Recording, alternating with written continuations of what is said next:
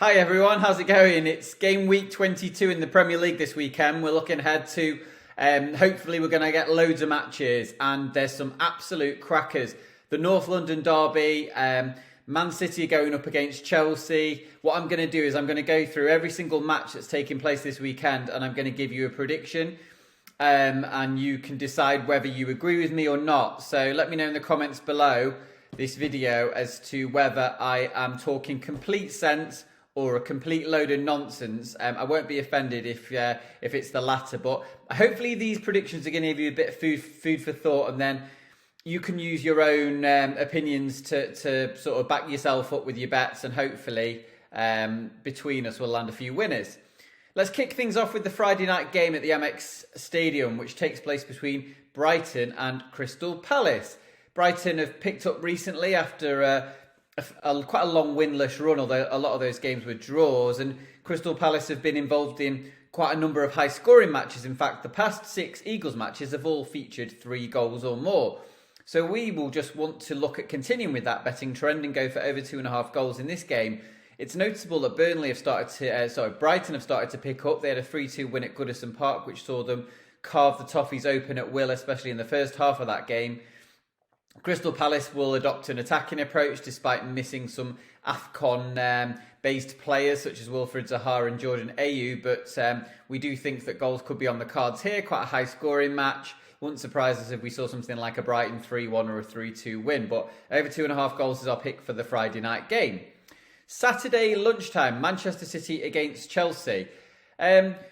The bet that we quite like here is really, really simple, and it's quite simply just Manchester City to win the match. We looked at the odds, and at the moment, at the time of recording, you can get Man City at around 7 to 10, best price 7 to 10 to win the game, which maybe from a single perspective isn't the best price, but if you look at accumulators for Saturday, then I'd certainly look at potentially including Pep Guardiola's side in it. I mean, they are just a winning machine at the moment. They have been racking up victory after victory, and they haven't had a meaningful defeat since like back at the end of October when they lost at home to Crystal Palace. Since then, it's been a succession of wins. We're not expecting the situation to change on Saturday lunchtime. They go up against a Chelsea team who play Tottenham in the EFL Cup semi-final second leg on Wednesday night, and okay, they're 2-0 up and they'll probably go through, but they are missing Edouard Mendy, who's at AFCON. They're missing Reece James, who's injured, and Ben Chilwell, who's injured, and they're just not as good as Manchester City. So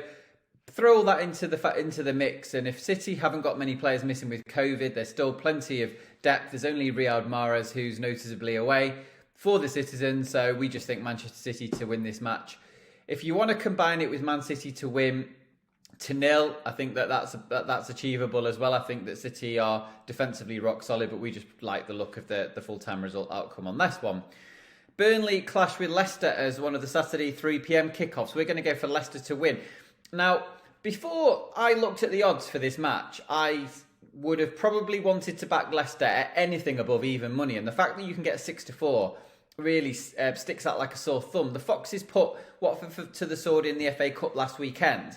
And they also beat Liverpool before that in the Premier League, albeit sort of a low possession based sort of not smash and grab, but they had a tactical sort of game plan there to defend deep and hope to carve chances out as and when they arose. However, we just think that Burnley are there for the taking. Chris Wood is being sold to Newcastle this week. We're not sure Sean Dyche is necessarily going to be able to recruit anybody of the Kiwis' calibre, and especially not in time for this game. James Maddison is absolutely on fire, and even with Kelechi Iheanacho featuring for Nigeria, we think that Leicester should have enough to go to Turf Moor and achieve a victory here. The fact you can get 6 to 4, I think, is a really fantastic bet. So we'll go for that one. Newcastle go up against Watford, slightly more tentatively, but we do think Newcastle could win this game. I'm not sure whether Wood will sort of pass his medical and be ready to start the game, but perhaps he will on the basis that Callum Wilson's out, and I think Alan St-Maximin is still missing here. Watford are on a losing run of 7 games at the moment. They are shipping goals like there's no tomorrow. Claudio Ranieri actually could be on the verge of getting sacked, and certainly the sack race odds indicate that he's potentially walking a tightrope after such a succession of losses. So yeah, Newcastle I think have improved, and I know that they lost at home to Cambridge in the FA Cup last weekend. This might be a different kettle of fish. We think they might get the act together and be cheered home to a victory. And they are odds against for the win at the moment. Looking to Norwich City versus Everton. We don't want to kick a team when they're down, but Norwich are really staring into the abyss. They've lost 13 of the 19 matches played. Now, admittedly, they are up against an Everton team who are very hard to feel confident about, but Dominic Calvert-Lewin is back for the Toffees, who showed signs of life when coming back against Brighton, despite losing that match a couple of weeks ago. They won at Hull in the FA Cup last weekend, and we just think Benitez will have had enough time to work with the players to achieve a positive result against a doomed Norwich side that they certainly look doomed at the moment. So we'll go for an Everton win there. Wolves go up against Southampton in the final of the Saturday 3 p.m. kickoffs. We were obviously quite taken by the way that the Saints put 4 goals past Brentford on Tuesday night to win 4-1 against the Bees, but this could be a different story against defensively stubborn Wolverhampton Wanderers team who recently went to Old Trafford and deservedly won by a single goal. Roman Saiz is missing for the home side, but they still have the personnel to keep things tight, and so under 2.5 goals is probably the best call in this game. Wouldn't put you off the draw either. It could easily be a 1-1 draw, but I think things will still be relatively tight, and Bruno Lage's team have just been a rock solid pick as far as under 2.5 goals games are concerned this season, so we'll go for that one. Moving on to the Saturday tea time fixture, Aston Villa go up against Manchester United for the second time in the space of a few days. Steven Gerrard's team were pretty unlucky not to at least get a draw at Old Trafford in the FA Cup match on Monday night. They played some really good stuff. United were on the back foot after taking an early lead in that game, although they will have Cristiano Ronaldo back for the Saturday tea time, one would imagine. However, Villa Park is likely to be bouncing. Philippe Coutinho could make his debut, as could Luca Digne, who has just completed a move from Everton. Things are certainly on the up under Gerrard, despite a few dodgy results recently, and we certainly think at 2-1, Aston Villa represent a fantastic chance to treble your money. They certainly haven't looked out of place against some of the top teams this season and run them pretty close for the most part. We just think that price is too big. United have looked so ordinary from the majority of the season, and under Ralph Rangnick, nothing has really changed. He's not really sure of his best team, his best formation. We just think that United should be opposed, and we're happy to go with a Villa win at 2-1. Sunday matches, Liverpool go up against Brentford. Now, Brentford lost 4-1 against Southampton, so you might think, well, if they lost 4-1 at St Mary's, what's the scoreline going to be at Anfield? Well, maybe it won't be as comprehensive on the basis that Sadio Mane and Mohamed Salah are in the AFCON at the moment, as is Naby Keita. But Roberto Firmino and Diogo Jota can still cause some damage to the Bees. We think the best betting strategy could be to back Liverpool to win at half-time. A full-time Jurgen Klopp side will be looking to sort of get their noses in front before sort of turning the screw later on in the game. Brentford demonstrated at St Mary's that defensively they can be all at sea at times, and it'll be certainly interesting how Thomas Frank approaches this game. We'll go for Liverpool half-time, full-time. We're pretty sure Liverpool won't be defensive, won't be easily beaten from a defensive point of view, that looks like the player on even money.